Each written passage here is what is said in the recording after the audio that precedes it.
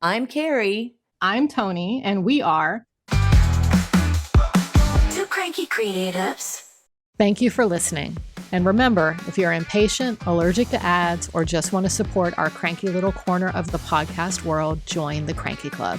Subscribers get ad-free episodes and early access. Yep, a whole week early. Hit subscribe and join the club. You open the email. You're ready to pitch. Your cursor blinks. And suddenly your brain suggests literally anything else. Laundry, snacks, Instagram, adjusting one tiny detail in your portfolio that does not matter right now. That isn't laziness. It's your nervous system pulling the handbrake on visibility. Because pitching means exposure. Exposure means risk. And to a body wired for safety, risk feels dangerous, even when it's the exact doorway to growth. Brooke Mackey is hosting a free online workshop where you will learn how to dance with fear instead of freezing in it. You'll understand what's happening in your system in the moment and how to move forward without overriding yourself. Fear isn't the enemy, it's information. Save your seat at brookemackeydesigns.com.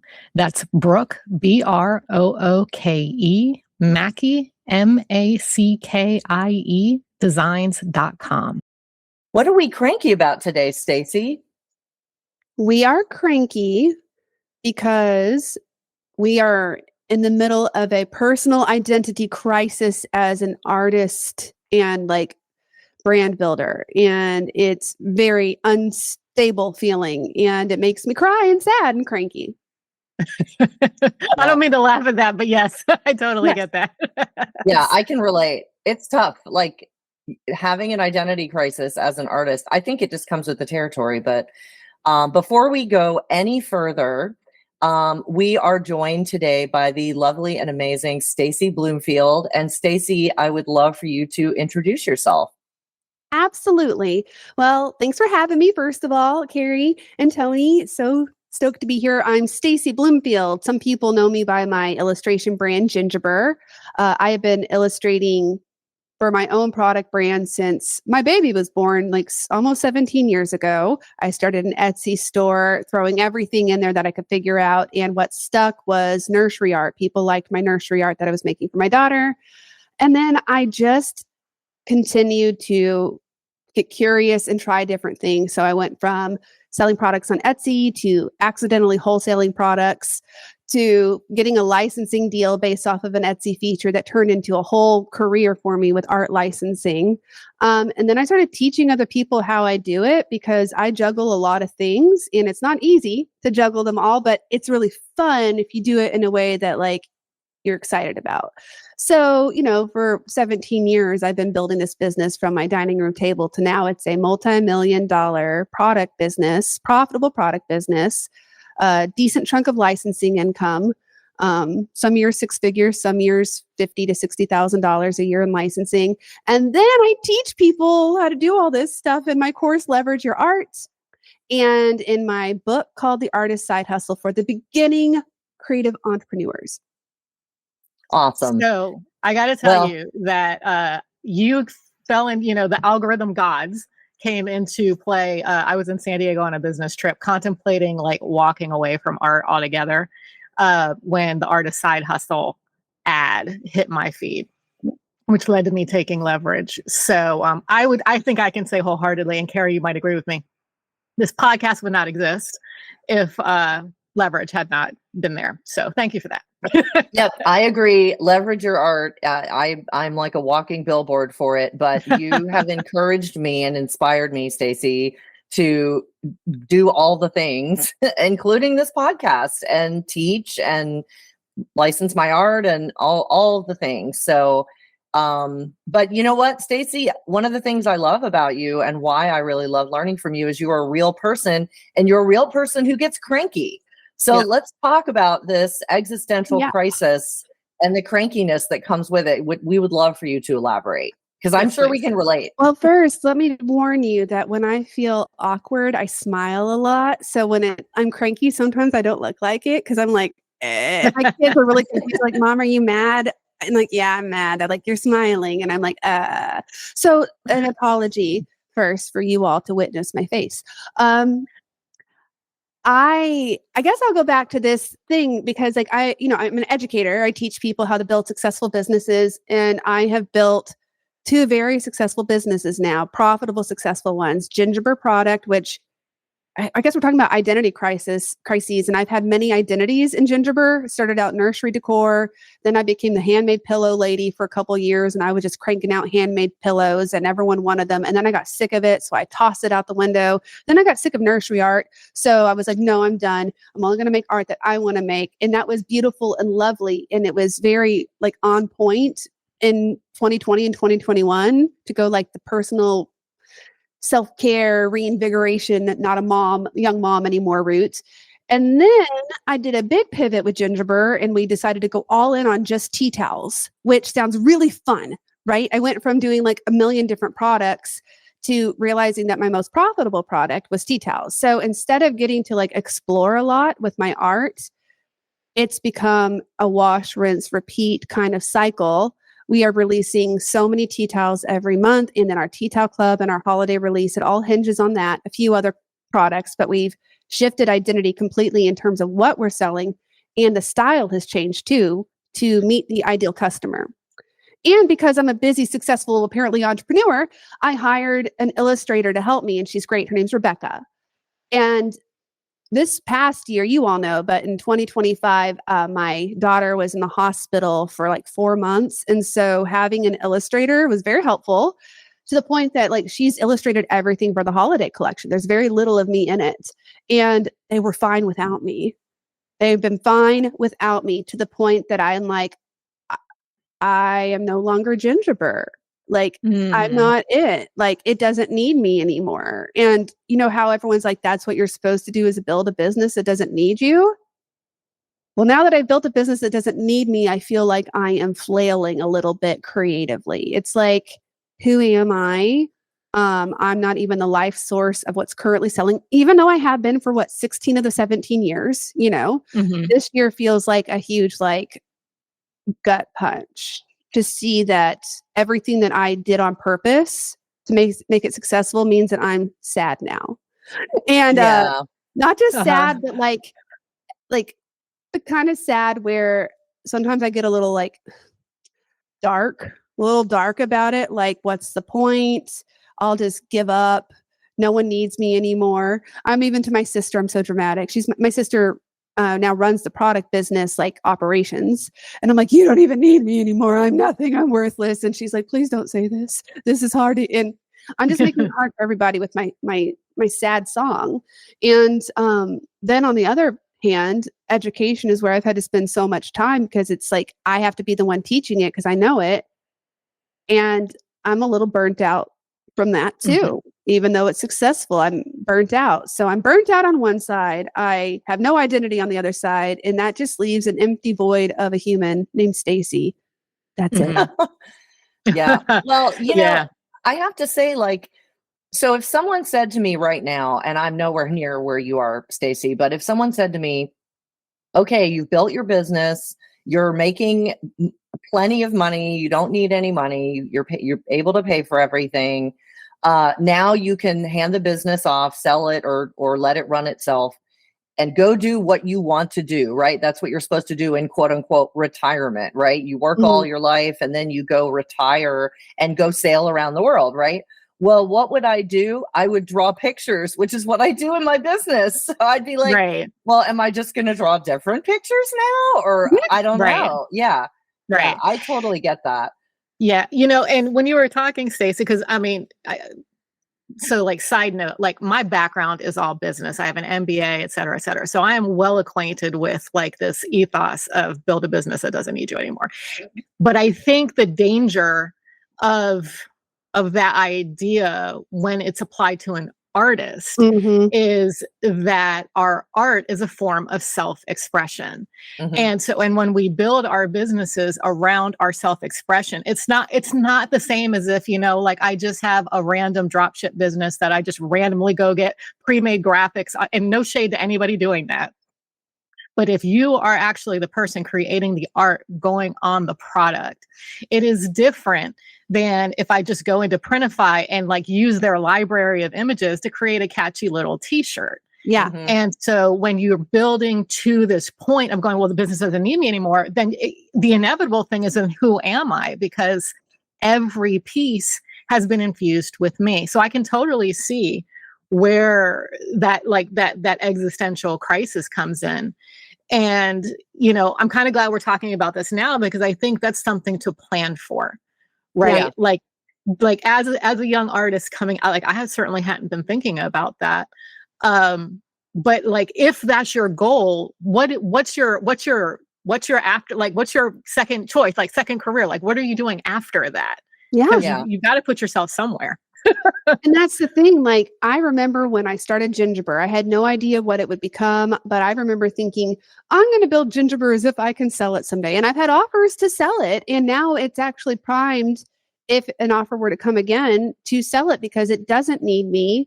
It has a library of art, and it's profitable and lean and mean and all the good things, right? But the problem is this too. I have a huge thing with me where I have to be in alignment. If I'm teaching something, I have to be doing that thing. It's been a part of how I hang my hat. It's just my value system. So if and granted, I'm being very hard on myself, because I think you all know, if I've had to step away for 4 months because my kid's been in the hospital, come on, Stacie, be realistic. Yeah, I had to prioritize that. But in that 4 months, it's like I felt so disconnected from what was happening. And I hold myself to a really high standard that it's like, I don't even know what's happening anymore. I can't do this. I'm a hypocrite. And you see how my brain is just being a little turd to me. So where does that leave me? Because like, I'm still Stacie Bloomfield, but people know me for Leverage Your Art, and they know me for Gingerbread. If you know me, it's a small little world, right? We're not that big, but small. Okay. Anyway, so I'm now just trying to figure out what could the next phase of me look like creatively. Because at this point, I'm like, is my work even relevant anymore? Like, my artwork, I don't know, the stuff that used to get me thousands of likes on Instagram, I reposted it and it's got like 11, because the algorithm changes. So, and then all these young people are coming up, guys, who have energy, and they're not 39, and they're learning from me and other people about how to do these things. And they're coming up and they're teaching and doing a great job, and they look young and not tired. And their marketing is great. And I'm just like tired. And so, I'm not threatened by younger people. I commend people launching and getting out there into the world. But there's also this idea of like, I'm turning 40, and I was like, I'm not going to have a 40 midlife crisis. No, I've been looking forward to being 40 since I was 12, guys. I can't wait. I've been like, love this. Now that I'm almost here, I'm like, I'm not young anymore. Young whippersnappers are out there with cool hooks, making these videos, and they're in that sweet place that I used to be in, where I could just sit and make art all day and document it. And if you build the business like you're supposed to, those days are fewer and further between. And so not making art for Gingerbread, plus disconnection from the business, plus apparent ego issues of watching new people come into this space and be really awesome, has left me feeling kind of like a silly goose, to be honest. Yeah, being honest. Yeah. Well, and I appreciate that. I have to say too, things, it doesn't matter. Your art is amazing, and, relevant or not. I mean, the thing is, the algorithms and all these platforms are constantly changing, and they're always going to be changing. So those same people that you see now are also going to be struggling. They might be struggling next week because the algorithm might change next week. Right. But, I tell myself, I used to get like upset. Like, I'm not kidding you. Sometimes I will post something on Instagram that I'm so proud of, so excited about, and I post it and I lose followers. Like, I literally lose followers. And I'm like, I should have just not posted at all, because sometimes I gain followers just by sitting there doing nothing. And I realized one day that my goal is not to be a social media maven, right? And I want to get my art out there, but I cannot control this platform. And I look at it like God grant me the serenity to accept the things I cannot change. I cannot change the algorithm. I cannot understand the algorithm. So I just don't even think about all these people that are winning the algorithm, because they're not going to be winning it forever. And even if they are, good for them. But I had to let all of that go. And now I'm like, if people see my art, they do. If they don't, they don't. But it's not like an ego thing. It's just like, I don't know. I'm really glad I let it go. I don't care anymore. Yeah, I think Stacie, go ahead. I guess what's funny is it's just like, it's what I tell my own students, and I'm just sitting in it. I haven't had to sit in this place in a while. I think the last time I had like an identity crisis was like 7 years ago. So I've had 7 years of feeling pretty good. And so now I'm just back to being like, oh, I remember what this felt like before. Ick. Yeah. Yeah. And I think that just speaks to like two things. One, the fact like your likes on social media have nothing to do with your business success, right? Because you're an example of that. You have a phenomenally successful business, and yet you can post something that gets like very few likes. Yeah. But also to the cyclical nature and the subjective nature of art, right? So like, things are having a moment that haven't had a moment in a long time. Like we've got maximalism coming into place. We've got vibrant colors coming back into cycle. We've had years and years of nudes and pastels and, all of this stuff. And yeah, we have a lot of young people that were raised on the algorithm. They were raised on short form content, and so, which is completely foreign to me. I avoid it at all costs. And I think it shows in, my stats, what have you on, Instagram. Like Carrie, I was laughing the other day because I have a new social media platform that I used to put all my stuff out. And the first thing you see is your followers when you log into the dashboard. And right? I see this big dip.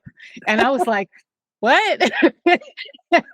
So one day I lost like 6 people, but because of the graph, it made it look like I lost all of my followers because of the way they had done their axes. And I was like, what's going on? I feel like that's not very good design for the main landing page of that platform. Yeah. What platform is it? It's a platform called Patty Post. Okay. So in fact, I forget who we were recording with, Lisa Bardot. When we were talking to Lisa Bardot, I was saying like, I have multiple Instagram accounts when you include what I do for the podcast. And so I was using Adobe Express, but I had to use Meta for the podcast because I couldn't have 2 accounts in Adobe Express. So I went on this mission to find like a platform that would allow me to do multiple accounts on the same platform, but that did not have a monthly subscription. And so I found this platform. But yeah, like I'm about to write their dashboard and be like, for my mental health, you developer guys, like I need you to change. I need you to give me the flexibility to edit what I see. Well, I love Lisa Bardot. She's the real deal. What was she cranky about? I haven't listened to that episode. Oh, she was cranky about, what was she cranky about, Carrie? I just went blank. I did too. It was a week ago. That is how my brain works these days. Oh, not having enough time to create. That's what it was. Not having enough time to create. And chaos. Yeah, that's right. Dude, tell me about that. Not having enough time to create. So like now I have time to create apparently, but I'm like stuck. I'm totally stuck. This is part of my crankiness. Like I think I've said this to you, Carrie, and other people in interviews. It's like when I'm cranky, usually I just sit down and make art and I feel a lot better. But there's something about where I'm at right now where my brain is like, no, you are not. My brain is telling me you're not an artist anymore because you're not making the art that you used to. And it's kind of like pathetic. I know, because I'm so fortunate and I built something, but it's been a year of upheaval for my family. My husband's been unemployed for a long time.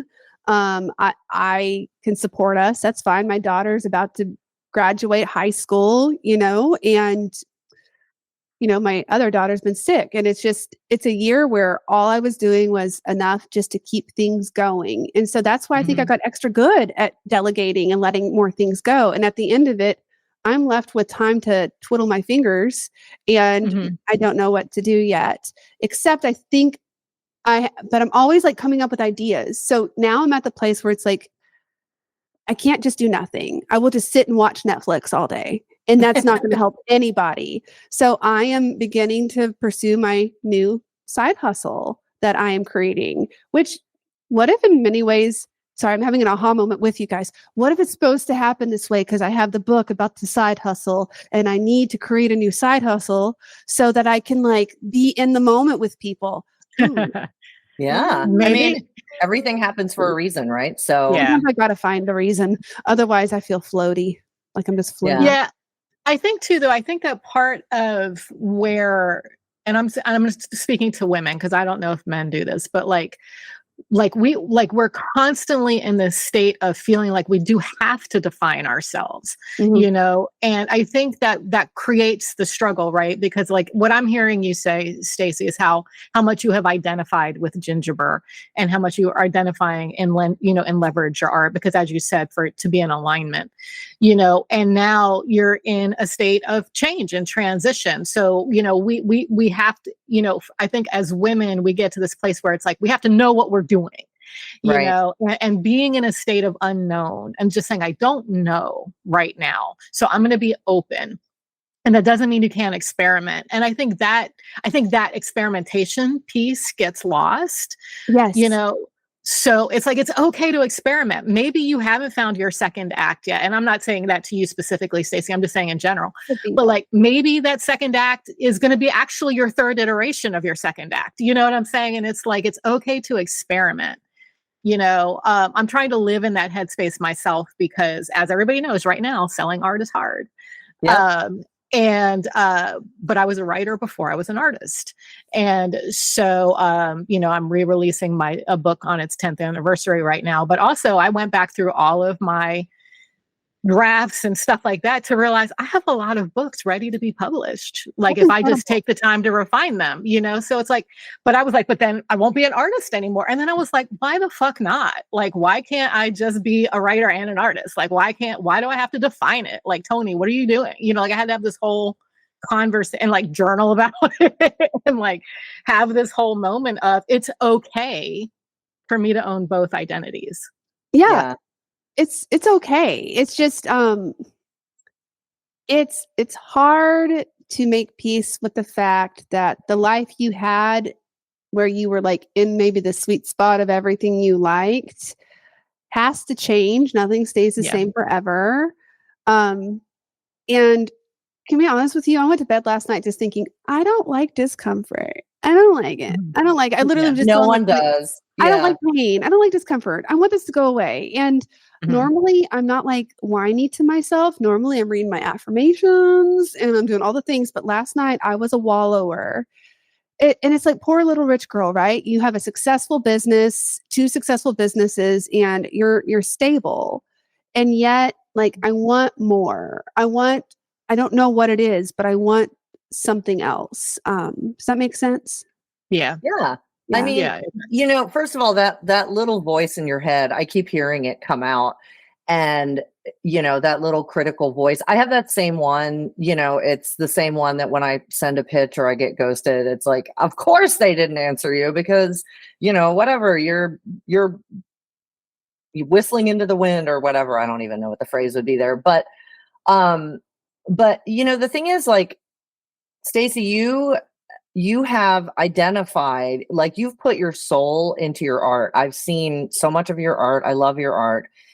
And, you know, when you sit down to make, like, if somebody told you right now, okay, sit down and draw something for Gingerbread, or sit down and draw something that you want to draw, like, what are the thoughts that go through your head? Are they, I don't want to draw this because I'm tired of drawing the same thing?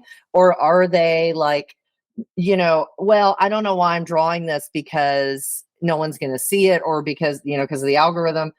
I mean, I always ask myself, because I have thoughts all the time, like, well, what am I creating? Okay, why do I want to create this? Well, why am I feeling bad about this? Why, when I'm drawing today, am I mad at everything I'm outputting?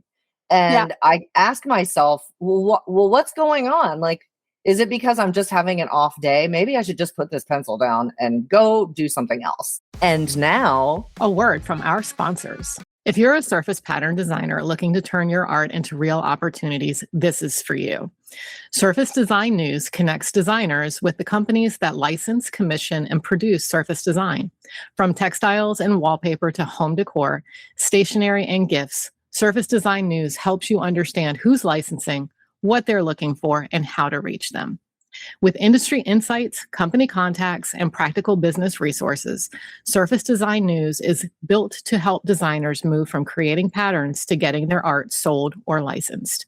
If you're serious about getting your work in front of the right companies, start with surfacedesignnews.com, where surface design meets business. And now, back to the show. Well, here's what happens to me. I can sit down and do what Gingerbread needs me to do. Like, they're always giving me projects to do, and they're just always the low-hanging fruit ones at this point that don't need a quick turnaround because my life has been busy. I'm still creative directing, but it's like so often I'm like, all right, Rebecca, you just work on this, and then I'll come in and do the end work, which is fine. But here's what I'm really thinking, not really the right answer to your question. When you've built a business that is successful and you have a calendar that's planned out perfectly and you do all the things I teach people to do, then there's not a lot of room for experimentation because our marketing calendar is completely planned out. Our product production is completely planned out. I'm about to do a workshop and a course I teach showing our entire production calendar and how far out we are now. Didn't used to be that way. It used to be I could do whatever I wanted. But now that the business is structured to the best way and profitable and predictable, now when I'm like, hey team, I want to throw together a flash sale to test this concept. It's like, well, no, we can't really do that because we have other things already on the calendar. And it's the lack of being able to experiment and pivot in the business that I've built that I think has made me feel this disconnection too, right? Because if you know me, I love trying new things. And so now the business it'd be to its detriment for me to go in there and just shake things up because it's working and growing and more profitable than ever. So my team and I have been talking about this, my education team, because they can tell when Stacie is just showing up and sad. They can tell, everyone can tell because my face is like, or I'm like awkward. There's no in between. And they're like, you have to create a place again where you can just experiment and be a beginner again. And so that's where the idea of starting my new side hustle comes into play, which really is just letting Stacie be her own artist. And instead of growing Gingerbread and leverage your art accounts, letting me just have a place to do what people loved in the first place was, here's my life, here's me drawing, here's me trying new things, blah, blah, blah. I've created my own cage. Does that make sense? I've created my cage. Yeah. Yeah. It makes sense. And if I were a new artist or somebody new coming into this business, hearing what you're saying right now, what I would hope that they would take away or that I would take away is plan for play.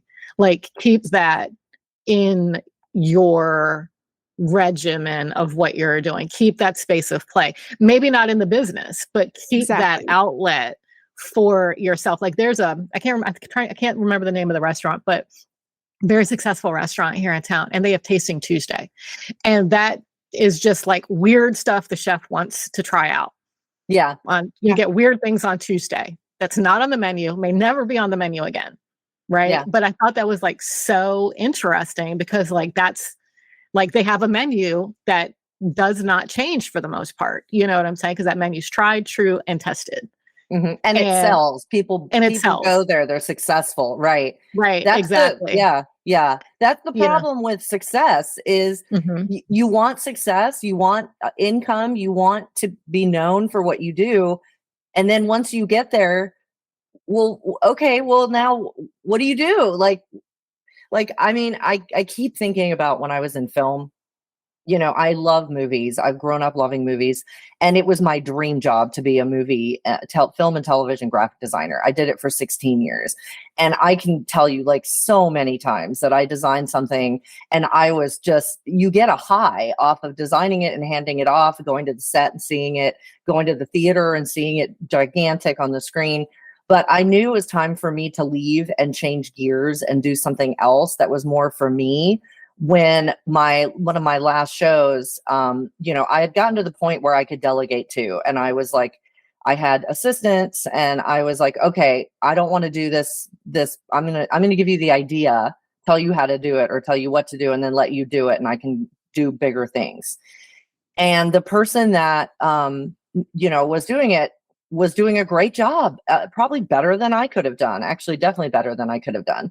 And I remember, I used to get kind of upset when that would happen. I'd be like, oh, but I wish I could have done it. I want to design all of the things and be hands-on with all of it. And when that happened, I said, good, because you know what? I don't even want to do it. I just started handing everything off. And when I realized the magic was gone for me, it was almost like a relationship. I wasn't in love with my job anymore. Yeah. And I just was like, I guess it's time for me to go. So I did. This must sound so discouraging to people who are listening to this. If you've ever learned from me, please know that everything I've taught has actually worked because I've done the thing. Yeah, no, you're where everyone wants to be. I will tell you, my happiest time in my business was probably not when I was at $1 million a year revenue. It was probably when I was closer to $400,000 a year in revenue in product, because it was smaller. And I didn't make as much as I do now. I do like the money. Okay. I do like being able to pay my bills and get out of debt. That's been super awesome. But the happiest I ever was in that place where you're still the center of your creative universe. And I was just getting rid of like the stuff I don't like anymore.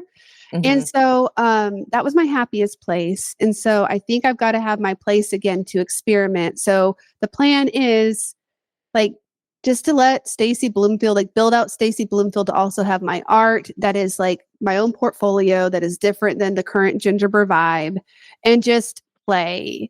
And, it doesn't have to be profitable, but then I can test things with my students in real time because I'm going to start from scratch. You know what I mean? I'm going to I can do POD with product that we can't test out over on Gingerbread because the juice isn't worth the squeeze based off of what we can make money on elsewhere.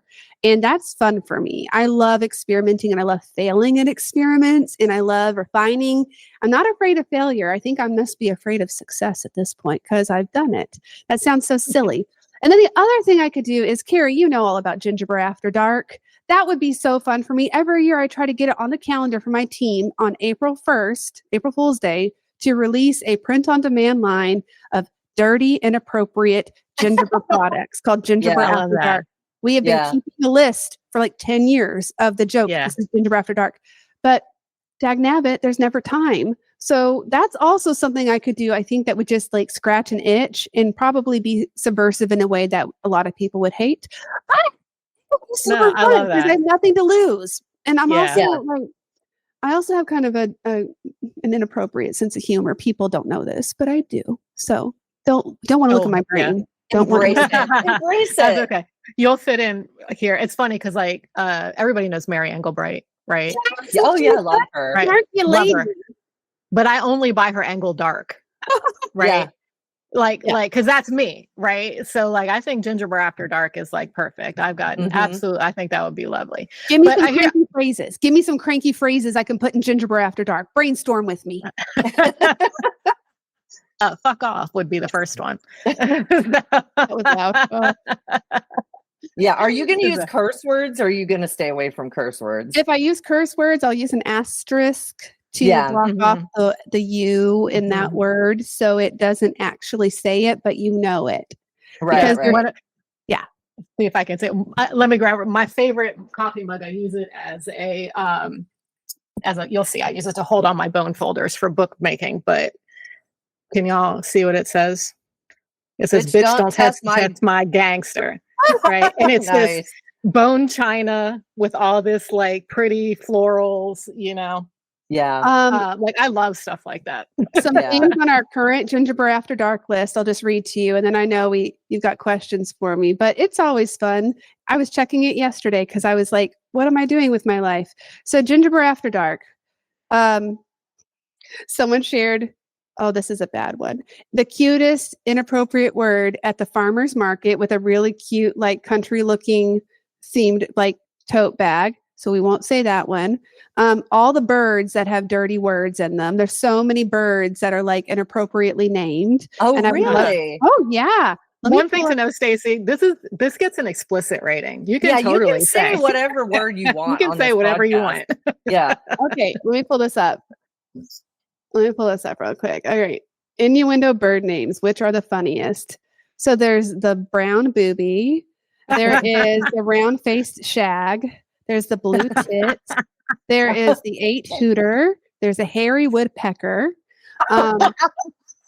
You know, there's more, but all that is to say is there is a lot of fun. Like I can draw animals all day, so I could draw cute little gingerbread animals, but then their names are just like super inappropriate. But we try to make it look real classy.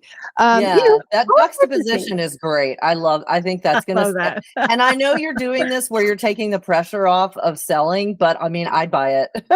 I would absolutely. What if Gingerbread has to change its whole identity again because I launch it and it's so successful that everyone's like, I hate cute tea towels now, and all I want is a new level.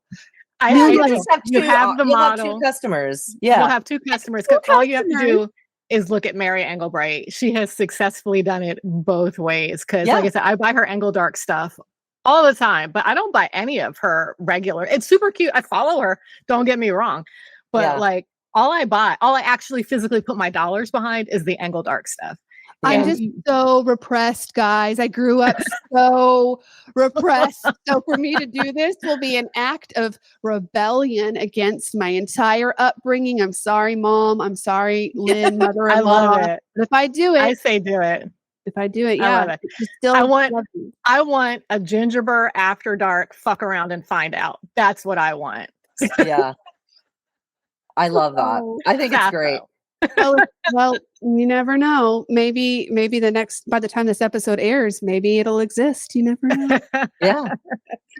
Very cool. It sounds like we're kind of coming to the end of that part. So what we like to do though, Stacie, is leave people with advice. So what advice would you give to someone who potentially has worked themselves out of a job, or maybe they're having an identity crisis because they realize they're not where they really want to be in their business at that particular moment in time? Well, I'll say everything is a choice because I made the choices that led this to be here. So I created my own nightmare. Here's the advice. Don't do that. I guess you have to remember that if you're choosing to go into a direction in your business, there will be good parts of it and there will be consequences. So you have to know what you're willing to lose or give up in pursuit of success, in pursuit of growth, in pursuit of profitability. And so I think I knew in the back of my head that this is where it was going, but I don't think it felt real until I was actually in it. So I guess my best advice is, as you're mapping out your growth plan, like where you'd like to go, where is the point of no return for you? Like, where is the point where like, I love this part, I cannot give this part up, even if it means that the business will not grow further because of it. You know what? For a lot of artists, that's fine, because I can't tell you how many people have told me, I don't want the kind of business you have, Stacie. It looks too hard. And it's not so much hard as I have a team. People don't want a team. That scares people. The business itself isn't hard. It's just managing a lot of people and getting them trained and stuff on the boring things I don't want to do anyways. But I think ask yourself like what your favorite part of your business is. Can you protect that and still grow it? And then where's the point that you would have to sacrifice that thing that you love the most? And if you're willing to give it up, like, are you willing to endure that pain? I think it's painful for me right now. That's what I would use. Because, you know, creative Stacie, artist Stacie, who isn't practicing as much, like I'm not, it's not even that I'm Gingerbread's my identity. It's that, am I now just a businesswoman? Do you know what I'm saying? Like, I don't want to be a businesswoman. I want to still be an artist. I want to be like the most, I don't think I ever can become like free, like woo artist. I think I'll always be a repressed artist, but I still want to create. So just know when of no return is. Yeah. I like that. Yeah. That's good advice. Yeah. What about you, Carrie? I mean, my my advice based on my experience would be pay attention to your thoughts and your feelings when you are creating. And, you may get to that point. You may get to that point at the beginning of your career. You may get to that point at anywhere along the middle or the end, or not the end, but, just pay attention to like the thoughts that you're having when you are creating. And one of the thoughts could be in the beginning, oh, I just hope this sells, and then later on it might be, well, I mean, I'm just doing the same thing over and over and over again, and I'm bored and I don't want to keep doing this because there's no more creativity in it because everybody keeps asking me to do the same thing over and over and over again. Just listen to your inner voice and don't beat yourself up for having those, that's why we started this podcast. It's okay to be cranky, don't beat yourself up for being cranky. You're allowed, we're humans. We have feelings, feel your feelings, but then, make a decision that is based on your true feelings that you're having or your thoughts that are, if you don't want to do it anymore, don't. Or go do something else, or keep, make your business automated as much as you can, and then go do the thing that you do want to do that brings you joy. Yeah. Right. And, in my case, I'll say this quickly. I told my sister who runs a product team, we had like a heart to heart about this last week. And she's like, I took your job. I took everything. I'm like, no, this is what I wanted. I wanted this. I wanted you to do this. I just didn't consider myself in the equation, how it would feel. So like I'm not going to go hair gingerbread down just so I can go have a spot back. Like it's doing great. I still consult and make decisions. It's just not like how it used to be. So I'm trying to be grateful for that instead of resentful, but I have been resentful, and it's only at me. It's at no one else. It's at my decisions. But, then it's like, what, the whole thing is like, what does this now make possible that wasn't possible before, which is how you try to cheer yourself up, and so now it's talking about penises, I guess, on my art. It's possible. And, or something else entirely. But then you're at that place where the wide open space is a little scary. But I don't know. Who knows what I'll be in 5 years? We'll talk again then. Right. Yeah. So my advice would be to remember that when you come into the commercial art space, you become an entrepreneur in addition to being an artist. Yeah. And that the needs of a business and the needs of creative expression, while they're not mutually exclusive, they have competing priorities. Yes. And you need to keep that in mind as you grow your business, to know what your red lines are and to always make time for play and experimentation, and maybe find a way to keep a piece of that in your business so you don't lose the spark down the road. Exactly. Nice. I love that advice. I love that. Yeah. Cool. All right. We're going to wrap that section and we're going to move into the hot seat stuff. Woo. All right. Okay. So, Stacie, what is your I feel like Pat Sajak all of a sudden. I'm sure a whole bunch of people have no idea who that is that are listening to this. What is your least favorite software platform that everyone loves, but you just can't? I hate Airtable. I hate it so much. I hate it. I hate it. I won't teach it. Sometimes we have to use it in the background for things in the business, but I won't touch it. And pretty much any platform that forces me to have to be super organized, I hate, but especially Airtable. I don't, it makes me so angry. Why? I don't know what's wrong with me. I hate it. All right. Cool. I don't use it, so that's cool. It's great for so many people. Just it bugs the snot out of me. I don't know why. Don't like it. I don't use it, so I'm down. All right. What is your least favorite buzzword that you wish you could erase from everyone's vocabulary? How about phrase Pantone color of the year? It's meaningless. Yeah. It's nothing. It's worthless. I don't care. Your art's not going to sell better just because you're doing it in the Pantone color, in my experience, especially when the a puke brown color or diarrhea brown. Mocha mousse. Mocha. I hated that one. And me too.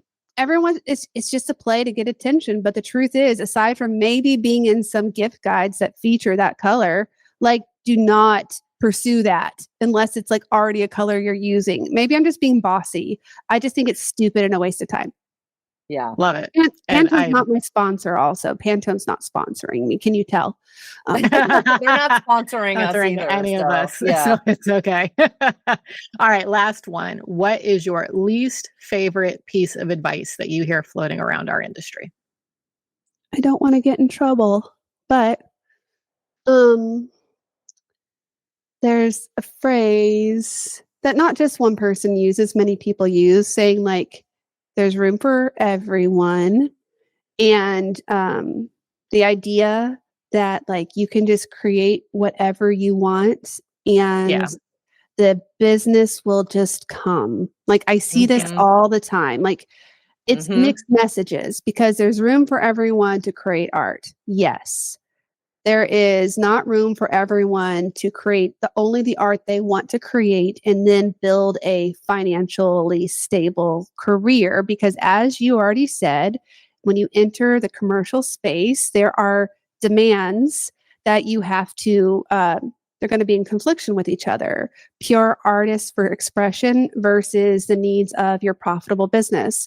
And when I see people be like, but I was told that I could just vibe, I could just make art and vibe and just do whatever and it would work. And Stacie, people are like will come into my programs and if they leave, some of the feedback is like, it's just too much work. It's just too much work. And I'm like, yeah, if you want to have Welcome a to this business, industry, you it's know? work. Like Yeah. Right. you can side hustle as a art brand on the internet, and if you don't have to worry about the sales and you can just bring people into your creative world, which is more lifestyle anyways, if that's what you want. But predictability and stability are going to be lost there. So I don't know that I think that everyone can be an artist. I don't argue with that, but it's going to be hard. And people are lying to you when they say it's going to be easy. And I hate programs that promise an outcome that are unreal. It screws everything up for everyone else who are trying to tell them the truth. And then it's Yeah. like, well, no, I got to go over here and spend the money with the person who holds me to no accountability and just lets me do whatever I want. I like it because it's fun and easy. Well, good. Go have fun. Yeah. Go have Yeah. fun. And in fact, we did an entire episode about that with Stacie Dale in season 1. So yeah, absolutely. Cool. All right. That's a wrap. Yay. And before we go, Stacie, Yes. I know you have a new book that is out now. Yes. And please tell us about that. And then we want to make sure everybody knows where to find you if they don't already. Well, you should check out my book called The Artist's Side Hustle. It is released through Hay House Publishing, came out in November, and it's doing great. The book is doing great. And the book's doing great. But the main thing is that when I was looking at the market in general, there's so many programs pushing full-time entrepreneurship, which is possible. But I believe, and this is not a diss, but I believe the reality is most creatives are part-time entrepreneurs. You know what I mean? Maybe people are piecemealing full careers together, but at the very beginning, aren't we all part-time and we're just trying it? So I created a book for those people because that's how I started. Because for 3 years I had a full-time job while, side hustling, moonlighting, building my little Etsy business. And I'm a huge proponent for keeping that job while you're building the side hustle for as long as possible, because once art becomes the thing that has to support you completely, it can strangle all the creativity out of you. So I wrote an entire book for people who want to side hustle, trying to make sure the point that they know is not the goal is full time. It's totally honorable and respectful and normal to be a side hustling artist. And there's a lot of fulfillment in that. You don't have to feel shame. Don't you talk to people all the time and they're like, I'm embarrassed because I only made like $5,000 or $1,000. Don't be embarrassed by that. That's awesome. So wrote the book because no one was talking about it. So it's called The Artist Side Hustle and it's available everywhere. And you can go to staciebloomfield.com/side hustle book to learn all about it. And it has a real pretty cover and I like it a lot. And I got to record the audiobook too. So if you want to hear this voice for 3 hours, go for it. That's I love awesome. that too. So that's where you can find that. And then me, Stacie, staciebloomfield.com, or visit my product business, Gingiber, GINGIBER.com. And who knows, maybe Gingiber After Dark will exist by then. I love Thank you it. so much for being with us, Stacie. This was awesome. If you're loving this podcast, don't forget to hit that subscribe button so you never miss an episode. And while you're at it, we'd love it if you could rate and review us. Your support helps more people discover the show, and it keeps us going strong. Thanks for tuning in. It means a lot. I'm Toni. And I'm Carrie. It's okay to be cranky. In the meantime, keep creating. Two Cranky Creatives is produced by me, Toni Federico, and my co-host, Carrie Cantwell. Carrie handles sound editing, I wrangle marketing and communications, and together we keep this cranky train on the tracks. Thanks for listening.